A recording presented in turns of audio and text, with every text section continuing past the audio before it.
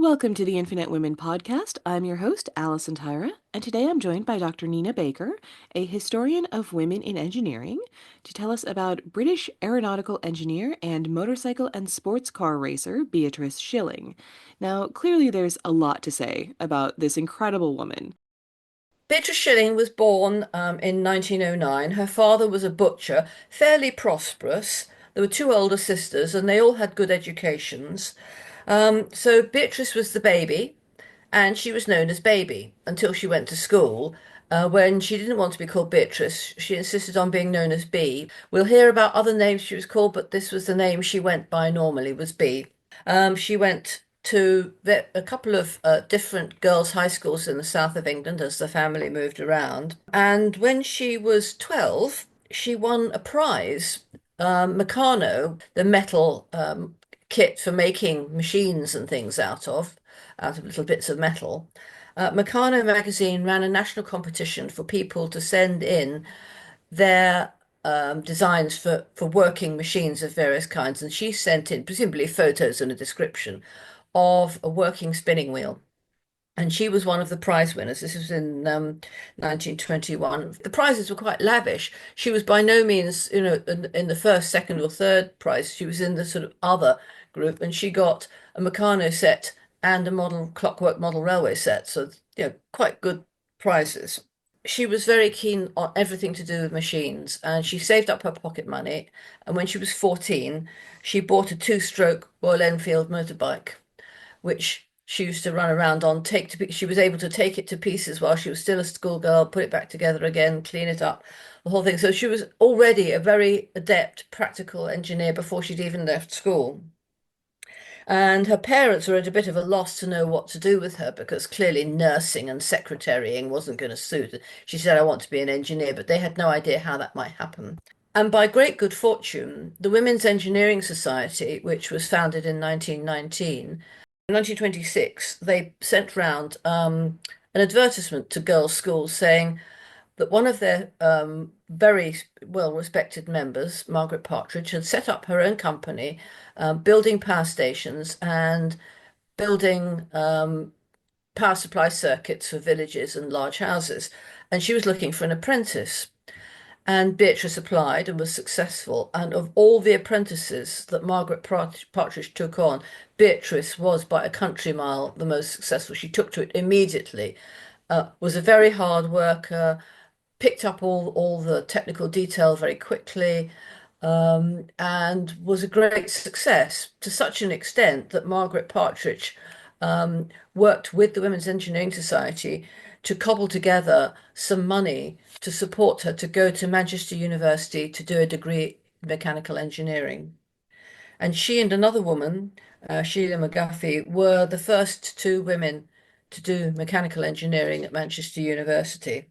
So she graduated from the Department of Electrical Engineering in 1932 and then did a master's in mechanical engineering and then a first further year working for one of the professors whose interest was on two-stroke internal combustion engines. So she was developing her engineering knowledge. And during this period, this is when she first started doing her racing. She bought a Norton 490cc bike, pretty powerful bike, and she raced this at Brooklands racetrack.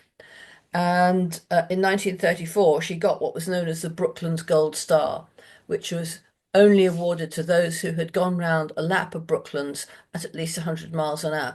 Uh, this she did on only her second trip to Brooklands. Other people who had been going for years were still not getting their gold stars, and she was very quickly moved out of the beginners races and the ladies only races into the general competition pool and was still beating the guys hands down. She was absolutely fearless and she tinkered with this motorbike to make it go faster and was generally very successful. Um, she had heard that one of the few places where women were getting jobs in engineering was the Royal Aircraft Establishment because quite a lot of links between Brooklands. Brooklands was also an aerodrome. A lot of racing flyers went there. So there was a lot of crossover of the people, the same kind of group of people. And after a lot of applying, she eventually started at the Royal Aircraft Establishment in 1936. And she was taken on as a technical author, which was absolutely not what she wanted to do. But a toe in the door, she recognized that once she was there, she could do something. And she was a technical author writing instructions on how various engines worked, pilots' instructions on how to pilot various types of airplanes and this kind of thing. But she hammered and hammered and hammered until she got moved across into one of the mechanical engineering departments. She was transferred to the carburetor section in the engine department. Carburetors are all about fuel supply, and fuel supply became her specialism more or less for the rest of her career. The first work she was doing was on something called the Royal Aircraft Establishment carburetor, the RAE carburetor, which was intended to be for various Bristol radial aerial engines, for the Mercury engine, the Perseus engine. There was a design for one for the Hercules. And she was quickly promoted to assistant too. Now, it sounds very lowly, but actually, many women never got above that, and she got well above that over the years. So this was not too bad for a starting point.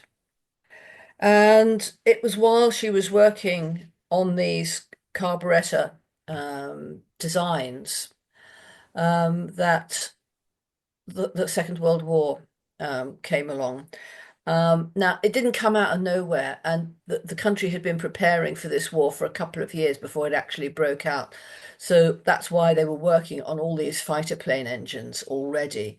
The Spitfire already existed. It wasn't invented at the beginning of the war, it was already in trial. But the trials they were doing before they were on active service were nothing like what happens when you actually get into battle.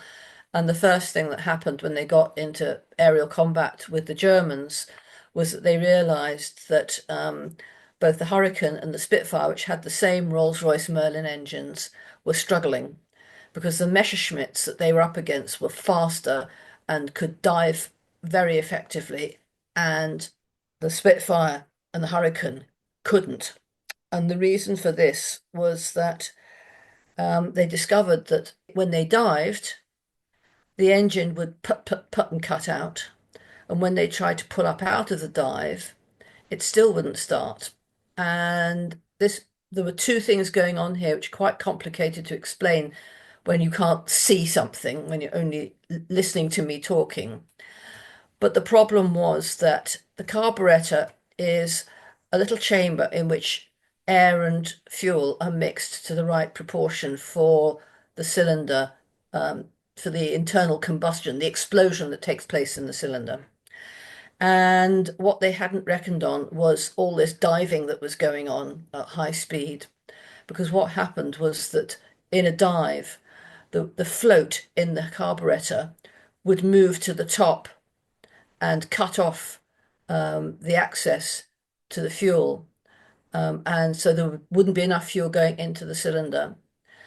And then, because it had moved to the top and all the fuel was suddenly at the top, the fuel would then push it down again and flood the engine. And if you've ever flooded a petrol engine, you will understand that it's then very difficult to restart.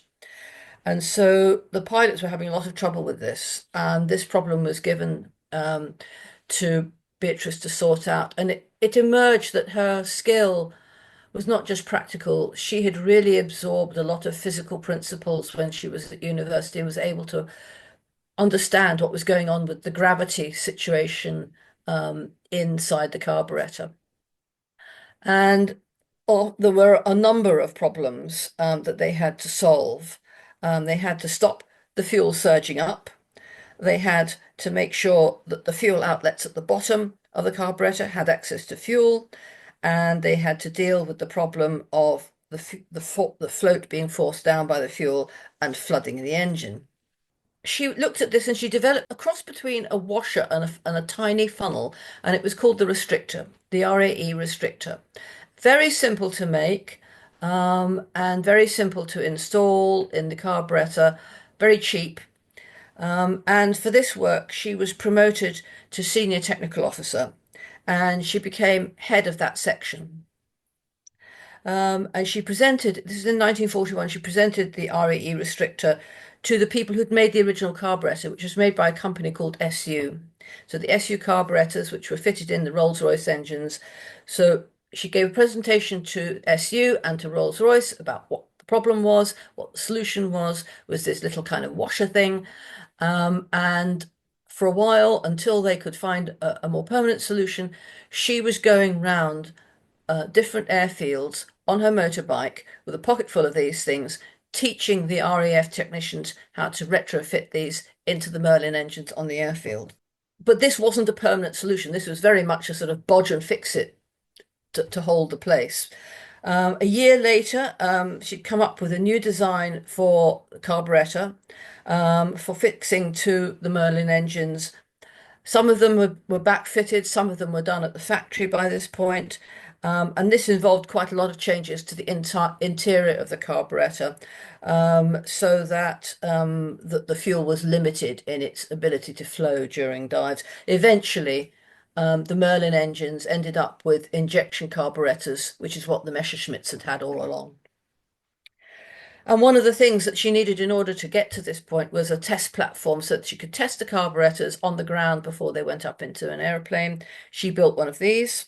And she started being asked to test other people's carburetors. The Americans sent over one, something called the US Bendix Stromberg carburetor, and she identified the problems they had with theirs, particularly at high altitude, and suggested a modification for that. The RAE restrictor that she'd invented for the Merlin engines had a rather rude name. It was known as Tilly's orifice. Now, I have to say, Tilly was never her nickname to her face.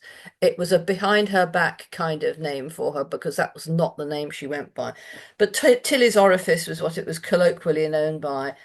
And so this new thing, this new invention for the American carburetor was a completely different design. It was known as Tilly's pepper pot because it had lots of holes in it. So she'd been working on fuel supply, and that was her clear area of expertise. Come 1944, and the V bombers were arriving. And one of the problems was that the V bombers came so quickly, you didn't have enough time to do anything about them. So what they wanted to do was have an airplane that was fast enough to catch them up and shoot them down in the air, because shooting them down from the ordinary anti-aircraft guns wasn't working. And after a lot of research, Beatrice developed a way of boosting the power for a plane called the Mustang. So it was fast enough to be able to catch the V bombers and shoot them down. And at this point, she was promoted to principal technical officer and was her role was as experimental supervisor for this kind of work. Her RAE carburetor design was handed over to a commercial company, Hobson's, the manufacturer, and it continued to be in use, made by a variety of engines, not just Rolls-Royce, but Bristol engines as well, for many years, long after the Second World War ended. So it was a solid design. So we've now got to almost the end of the Second World War and the V bombers. And the V-bombs were, of course, rockets. And famously, von Braun, who designed them for Hitler, and all the rocket engineers in Germany, they were miles and miles ahead of anything we had on that front in Britain or America, which is why at the end of the war, both Britain and America recruited these rocket scientists and some of their kit for their post-war work. And that was the kind of work that she then moved into. Um, and in a way, I feel this is kind of, yes, the work she did in the war was very significant, but some of the work she did after the war, hardly anybody knows about because everybody's got so besotted with this jokey name of the Tilly's orifice, and the work on the sort of iconic Spitfire and Hurricane, which they don't usually mention, um, that they don't really ever get to the point where they find out what else she did. So after the war, there was a lot of work to try and catch up with what the Germans were doing. There were two things: there was the rockets and the very fast supersonic planes. And some of the work that Beatrice did was to do with that, and some of it was to do with rockets. So she built a thing, designed, built, commissioned a high altitude test plant. So this was a way of testing things on the ground that were intended to be used at very high altitude, thin air, less oxygen, all these kinds of things, very cold, very often. And she was testing a lot of top secret equipment, some of which had been brought over from Germany. So, not to put too fine a point on it, but at the end of the war, as the Allied forces were moving across Germany with the advancing troops, even before VE Day, with the advancing troops were sent teams of scientists and industrialists to hoover up as much of the technology and the technologists and the knowledge that, as they could. It was considered the legitimate spoils of war, reparation. Now, the Americans were able to offer better working conditions, so they got a lot of the stars, but the Royal Aircraft Establishment picked up a lot of people and a lot of stuff, including some of their biggest ever wind tunnels. So she was testing equipment that had come from Germany for a couple of years, well, after the war. And she was starting to work on experimental rocket fuels. Now, basically, if internal combustion is an explosion inside a cylinder, a rocket is an explosion that you've tied something onto the top of. So these fuels are really scary. Now, I'm no chemist, but a very well-known one at the time that she worked with quite a lot, something called hydrazine hydrate, highly explosive. I have no idea really what it is, but basically they were trying to control an explosion, which is what a rocket is. It's a controlled explosion with something on the top of it. So in 1947, she was supervising the design of power units for the supersonic development work, and she was working with scale models, designing scale model rocket engines, and they were usually made by Vickers, which was a big armaments company, Vickers Armstrong. Beatrice Shilling's team were working on the design of the engines and the fuel supply for these things. All this work got her an OBE, Officer of the Order of the British Empire, in 1948. I think she was quietly pleased, but it was the fashion to be quite dismissive in those days. In fact, famously, OBE was often said to stand for other buggers' efforts. But in her case, absolutely not, because she had done a lot of stuff largely on her own, but as part of a team. But it was her engineering prowess that came up with solutions. So the other thing she was working on, so we're just coming into the Cold War era in the 1950s. Um, she was working on something called ramjets, which are very peculiar things where you launch something with a rocket, and when it's going fast enough, there is a way of using that speed to make it carry on even after the rocket fuel has died away, and that's called a ramjet. But you have to get them, you have to launch them at over 1,000 miles an hour. And one of the things that she had to do was to design test launching structures. At first, they were launching them off aeroplanes. They were flying aeroplanes with these things tied to the bottom over the Scilly Isles, and then launching the rocket because whatever happened, you didn't know because it all fell in the sea. So then they designed these rigs for launching them on land. A lot of this was done at the coast, where there were, you couldn't do this at Farnborough because you'd be launching it over people's heads. Farnborough is quite a built-up area. So she was doing quite well, and she worked on what was known as the boil-off rig, which is part of the fuel system for a thing called the Blue Streak rocket, which was Britain's last independent effort to have its own space program. And these were rockets that were being designed and built in Britain and then shipped out to Woomera and launched there. And sometime you must do a podcast about the Woomera women because they're really interesting too, the women who worked there. And that's where they were test launched from. the knowledge that came out of this period was, in the end, used much more for missiles than it ever was for the space program, as far as Britain was concerned. Towards the end of her career, she was working on a whole variety of things. Cabin pressure for very high altitude craft. She was working on braking systems and braking surfaces. So one of the things they found, the faster an aeroplane goes, the more distance it needs to land when it comes back. And she was working on figuring out the surfaces, the best surfaces for getting things to break very quickly.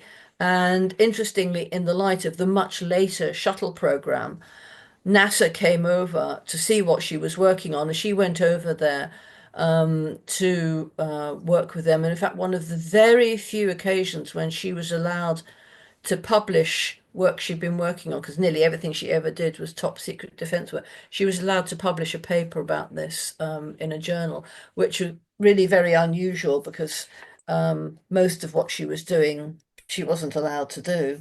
She was born in 1909, so in 1969 she was 60 and had to retire. That was the civil service rule. Women retired at 60 without the option. And she and her husband um, spent most of their retirement really work racing their little car. They had a Lagonda which they used to race. And that's a very quick roundup of Beatrice Shilling's professional work. So I want to go back to the sexism, unfortunately, because Ah, as you mentioned, yeah, even the nickname Tilly, which anybody who's cottoned on to the fact that her name was not Matilda, might yeah. be saying, hey, where did that come from? And my understanding is that it's short for utilitarian. Like it was an insult to her appearance in the first place. I've never seen any evidence, but I've heard that too. So there's no better explanation. And yes, I mean she was not somebody who valued her appearance at all. Well, and that's not Most why of she was there. She wasn't there to be no, pretty. She was no. there to fix airplanes. Well, quite. I mean, the pictures in the book, apart from when she's on her motorbike, she is seen in dresses and skirts. But in the book, he says that her usual clothing for work every day was a corduroy trouser suit, probably a man's suit cut down. She was very small. But then, if I look at pictures of other women of that period, they lived through the Depression when there was no money. They lived through the war when clothing was rationed. After the war, clothing was still in really short supply, and these were women who were interested in their work. These were mostly not women who were interested in clothing. None of them looked all that much more of a fashion plate than she did, to be honest. And of course, nobody's applying those same standards to the men. No. But in an episode that I did about Ruby Payne Scott, who was a radio astronomer here in Australia, we talked about how the dress code at CSIR where she worked was that, oh, the women have to wear skirts, and she just straight up said, "This is ridiculous. I'm climbing up on ladders, installing, aerials and things. I'm wearing Hmm. pants." So this idea that, oh, she didn't take care of her appearance is such a Well, I mean, it's a thing of its period because if we think about, yes, women in the war for their work were wearing boiler suits and trousers. Wren boat crew wore trousers. Um, the Wrens who were air mechanics wore boiler suits. The women in the WRAF who were mechanics, they wore boiler suits. The women who were in the army mending tanks, they wore boiler suits. But it was still considered rather risque to wear trousers socially. Um, my mother was of that generation, well, slightly younger. My mother was born in 23, but she told me that, people did wear trousers, but it was considered rather racy to wear trousers socially. So I can kind of see it. I mean, the other thing you have to accept about Beatrice, and she rose to principal technical officer, which is pretty high. She didn't become a director, but then Farnborough had a very flat hierarchy. there were only four directors, so of all the brilliant men who started there, most of them never became directors either. She headed up her own teams from quite an early point and apparently worked well with the teams, got on well with them. I imagine was able to go down and have a pint or two at the pub with them and be absolutely fine. I've only met one person who worked directly for her, and he was there as a very young engineering graduate at the end of the war. And he said she was a very, very tough taskmaster. She expected perfection out of the box. And, she would have words to say if you couldn't meet up to that. And other women there were the same. A woman called Frances Bradfield, absolutely the same, had a very high standard of what she expected from report writing. And Beatrice, didn't like writing reports, but she expected everybody's reports to be absolutely spot on, accurate, without mistakes. So, she was not an easy person. But I guess and we think of, barriers. What were there barriers against where she might have got to? I'm not so sure because to be a director of a whole section, let alone director of the whole place, there's a certain amount of politicking that's always required when you get to those levels of management. And she wasn't that kind of person. She could never hold her tongue. And everybody knew this. And some could work with it and some couldn't. I mean, she worked for people that, really were desperate to get rid of her, but they never actually did. She was there until her 60th birthday. And I think it's an indication of how valued she was that she continued to be there in her own name, despite having married her husband, George Naylor, who worked there as well, although he went away to the RAF during the war. She wouldn't marry him until he got his Brooklands Gold Star, which he eventually did. But everybody knew they were married because they were both working at the place. But she never went by her married name, and the marriage bar was quietly forgotten about. Um, they just didn't, almost like don't ask, don't tell, but it wasn't quite like that. I think it was more or less a question of, for God's sake, don't anybody tell the minister at the Treasury. Um, but there were other women in other parts of the civil service for whom this was also the case. If you had really desirable skills, they would turn a blind eye to the marriage bar. So, you know, I'm I'm not convinced that she was really battling a gender barrier all that terribly unsuccessfully. Well, it's interesting when you mentioned, she could go for a drink at the pub with them, because my understanding, like, there were all these little annoyances and bigger ones, like you mentioned, the marriage bar, which for anyone who doesn't know Mm. is basically you get fired or you can't hold certain positions if you're a married woman. Well, it was Um, rich. I mean, they refer to it as so and so is retiring to get married. We think of retiring as an old age thing, but people referred to it as, oh, Miss so and so is retiring to get married. like being forced into retirement because you Yeah, get yeah. pregnant, for example. But Well, that was an absolute. People who had babies were expected to vanish for a few years.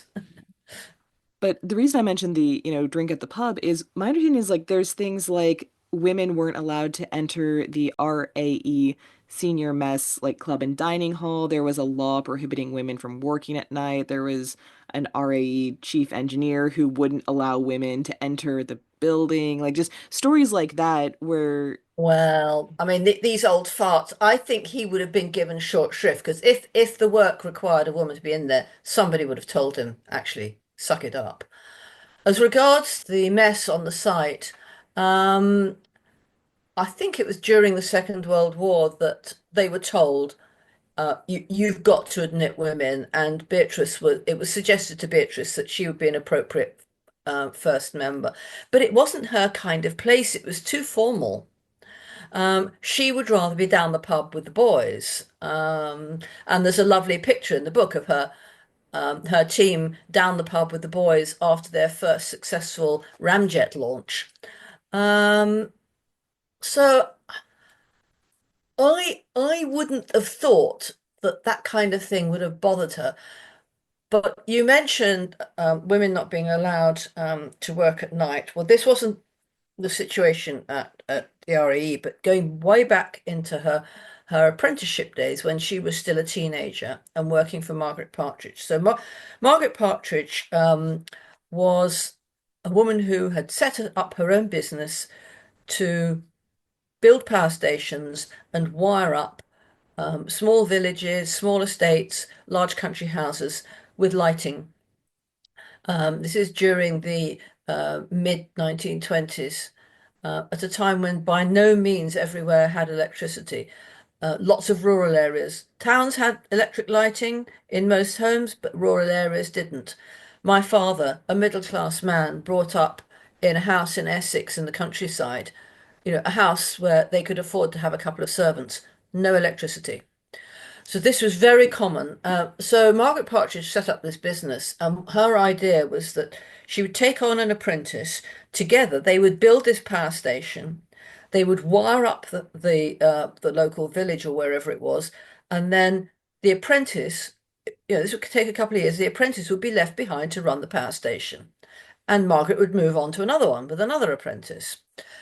And now, as it turned out, Beatrice was the only one where this really worked because the others either weren't up for the hard work or hadn't the sort of mechanical aptitude or whatever.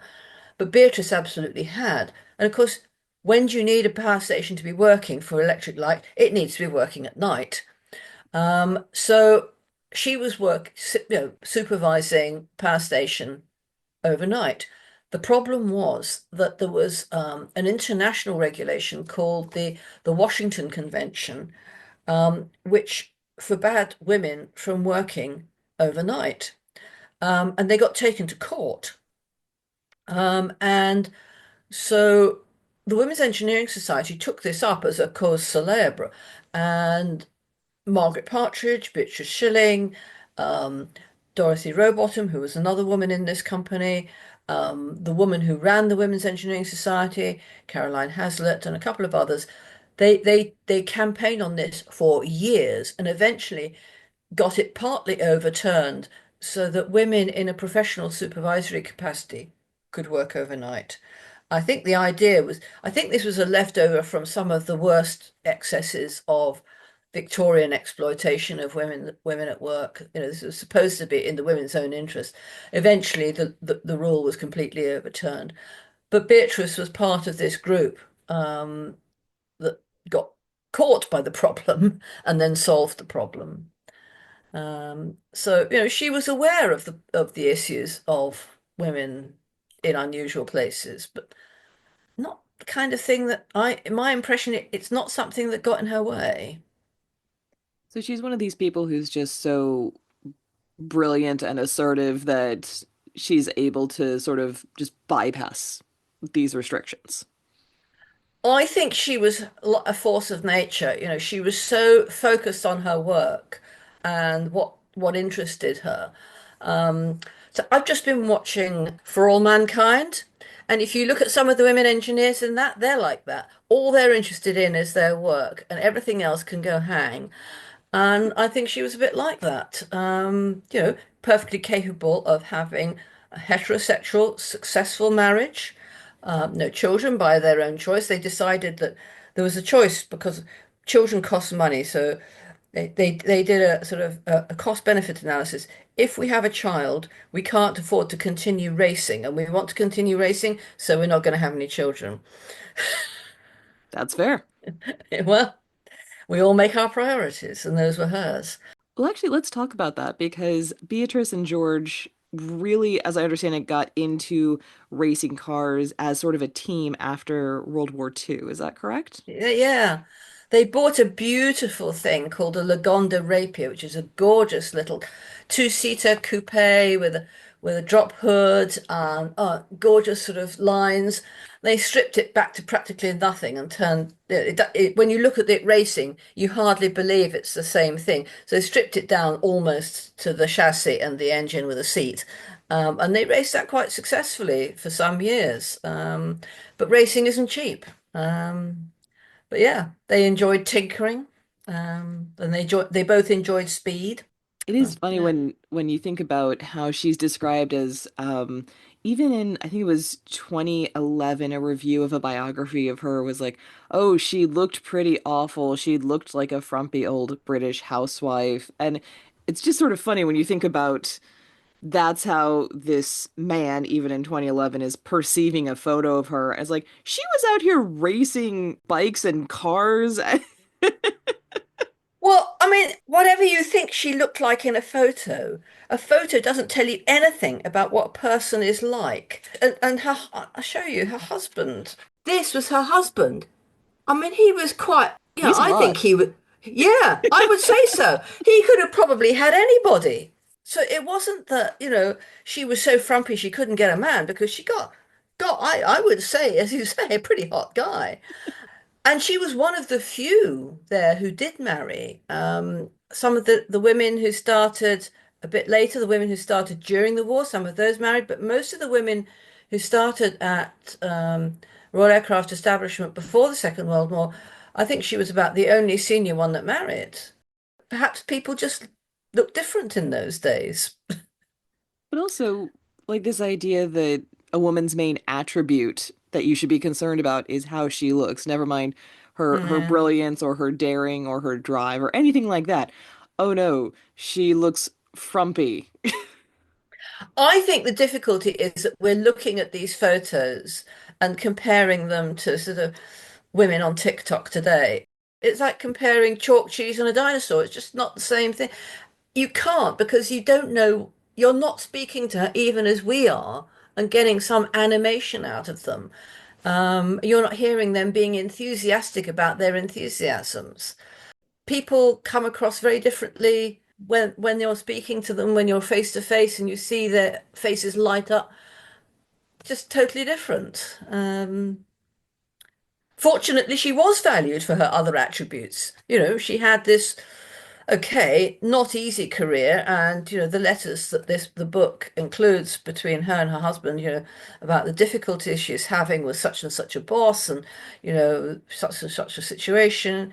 It wasn't easy, but she didn't give up. The book is called Negative Gravity: A Life of Beatrice Shilling by Matthew Freudenberg. This is the only biography that I'm aware of, but this was written by somebody who had access to her family's archives. This is the only book, the only authoritative book about her. In the context of her legacy, so there's the book that you've mentioned.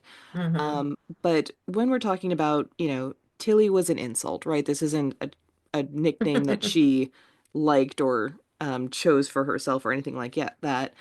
But that's what's on her blue plaque. And, Yeah. there was a one act play written by a woman called Tilly and the Spitfires. Mm. And for anyone who's not familiar with blue plaques, these are like an official historical marker that you'll see all over the UK saying, this famous person, this was their childhood home or where they lived as an adult or their office or so this is a very official thing that is meant to commemorate Yeah. someone. And even that says Tilly. I think people like to think that they have some kind of inside knowledge by using this. You know, oh, I know enough about this woman to use her nickname. The fact that she never had it used to her face, either they don't know it or they choose to ignore it, but I think it's false, personally. So when she retired in 1969, over 200 people came to her retirement presentation.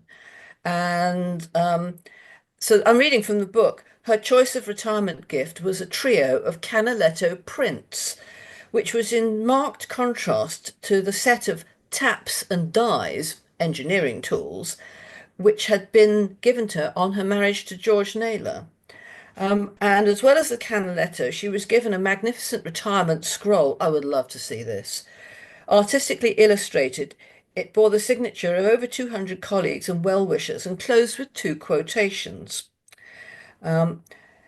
Happy the man who, void of cares and strife, in silken or in leather purse, retains a splendid shilling. And this is a quote from somebody called John Phillips in the 17th century. So, this was saying somebody, no matter what you've got, if you've got a splendid shilling, as in Beatrice, you're in a good place. And the other one was anonymous, and this refers to the transition of British currency from the old pound, shillings, and pence to the decimal coinage. And the quote is, "The shilling will shortly disappear from our currency, and its value will no doubt increase with the five new pence piece replacing it." So, quite humorous, but still pertinent. People valued her. They thought warmly of her, despite everything. Well, that's interesting when you were saying earlier about how, people didn't like her, right? Like this is one of the things that was said about her. And I'm wondering how much of that is just this idea that women have this higher bar for likability compared to behavior that Absolutely. would not even be Yeah. commented on in a man. Yeah, absolutely. I mean, it's a bit like when a man is bold and a woman is pushy. Hmm. Just words, but my word, they carry a load of meaning. I'm sure you're right because I'm sure that the Royal Aircraft establishment was absolutely full of people who we would now regard as autistic-ish. People who were absolutely obsessed with certain things, socially appalling and very hard to get along with. Um, and you know, perhaps it was more normal for men in engineering fields and people everybody was used to working with, old so and so, don't go and talk to him before 12 and 12 noon because he's grumpy, and a grumpy guy you just get used to. A grumpy woman, not so much. I am autistic, and I have a previous episode on women and autism. And one of the things that we talk about is the reason that girls are less likely to, well, one of many reasons girls are less likely to be identified as autistic is that there's so much more social pressure for us to mask, to behave. And Yeah. it's To interesting be that social, in fact. exactly. And an interesting connection as well is as we were talking about the Tilly thing, which I don't think I'm ever going to get over, frankly. Um, One of the correlations there is you were saying, people like to feel like they have this familiarity with someone. They like to feel like they have that connection. But it's often used as a way to undermine women. And it made me think of, I believe it was, Infantilize somebody. yeah, exactly. And I believe it was Watson was the one who was worse of Watson and Crick. But Hmm. Watson, when he wrote about their discovery, which was basically Rosalind Franklin's work being handed over to them without her knowledge or consent, and then, oh, they discovered DNA. But when Watson was writing about this, not only was he commenting on Franklin's appearance, he also referred to her as Rosie, which was a nickname that she did not like, and he also suggested that she was autistic, which a lot of people viewed as like, "Oh, how dare you say that?" And I'm just like, I mean, that one may actually be true. Like he was a jackass, Yeah, but he may be right. that's plausible. Yeah. Yeah, but that fact that he's using Mm. Rosie again Yeah, to yeah, yeah, sort of yeah. not just annoy her, but to sort of assert power over her. To say like, oh, you can't stop me from using this nickname. And so it's just interesting when we look at the nicknames that are applied to women without their Well, consent. the other thing is if we go back, well, in Watson Crick and Franklin's time as well, but if we go back, into the Second World War and before that, men who'd been to privately funded school, to public schools and the like, boarding schools, without exception, they referred to equals by their surname. You know, oh, morning Smith, morning Jones. It would be very rare for them to refer to each other by their first names. Women did this to a certain extent, but it was much more common that, you know, the man was addressing a woman by her first name, and the men were addressing each other by their surnames, and there was a certain level of even if they were of similar, formal rank in the civil service, of formality versus informality for the woman. My own parents referred to each other by their surname. I found it very peculiar. Um, and in fact, when I went to do my PhD at Liverpool, I was surprised to hear my supervisor, who was actually my age because I was a mature student, talking to a colleague and sort of saying, "Oh, so and so is by his surname." I said, "You don't talk like that to anybody here. Why do you talk to him like that?" And he said, "Oh, well, I knew him when we were students, and everybody referred to each other by their surname." "Ah, really?" But yeah, I'd forgotten that about Rosalind Franklin. But yes, I think it was a way of threatened men, reducing the woman to the level of a secretary. Because you could refer to a secretary by her first name, especially if she was unmarried, because she was absolutely an underling with no power whatsoever. Well, but you Um, also see this, I mean, it's an issue even today with like media, for example, referring to politicians. And they'll call the woman by her first name and the man by his last name. But even, I mean, as someone mm. who has seen shows like Upstairs, Downstairs, and Downton Abbey, it makes me think of how the housekeeper or the butler would have the honor of being Mr. or Mrs. And I think that was a thing where even if the housekeeper wasn't married, she was Mrs. was like an Yeah, honorific. But yeah. anyone under them, it was a sign of status. Anyone under them was known by their first name. And so it's this whole first name name thing I think has a lot of Mm. different avenues that we could Oh go yeah. down. Yeah, I mean the sort of the British class culture is absolutely riven with this sort of stuff. Yeah. Um, But, I just, and I don't know. I mean, maybe people addressed her as Shilling, underlings would have had to call her Miss Shilling. I doubt if anybody called her Mom, but can't call her Mrs. because we're not acknowledging that she's married. well, I think she went by Miss Shilling throughout, which was rare in those days. And perhaps I don't even know, how her husband. I don't know if we know from the letters how her husband addressed her. There are That would be letters in here, hilarious if but you called her yeah. Shilling. Well, I don't know. I don't know if it says. Because We do. They get. did they meet through work? Because you mentioned that he Oh also, yeah, yeah, yeah, so if she yeah. was commonly known as Shilling, it might be. Well, as I say, well, she's addressing him as George, dear. Beatrixie. Here we are. 1943, Beatrixie, darling. But that's a very intimate thing, and certainly nobody else is going to be allowed to say that, are they? I mentioned earlier that you're a historian of women in engineering more broadly. So, what is Hmm. it that made you say, oh, we have to talk about Beatrice Shilling? Well, I'm afraid it's because she's rather an obvious person. She is really well known, and there are other women who are nearly as well known, particularly in British engineering.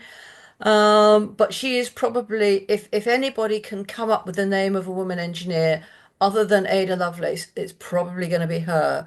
So, we can come back and revisit some of the other people who are also very interesting, but perhaps less well known still. But I thought, you wouldn't want to leave out somebody obvious, as it were. And she did such a lot. It wasn't easy, at any given time, but she, moved from somebody who was just a schoolgirl wiring up houses to getting a degree, going to the Royal Aircraft Establishment, getting a Brooklands Gold Star, getting married and still carrying on at the Royal Aircraft Establishment and doing all this work on aeroplanes and rockets and stuff. So it's a very full story. Join us next time on the Infinite Women podcast. And remember, well behaved women rarely make history.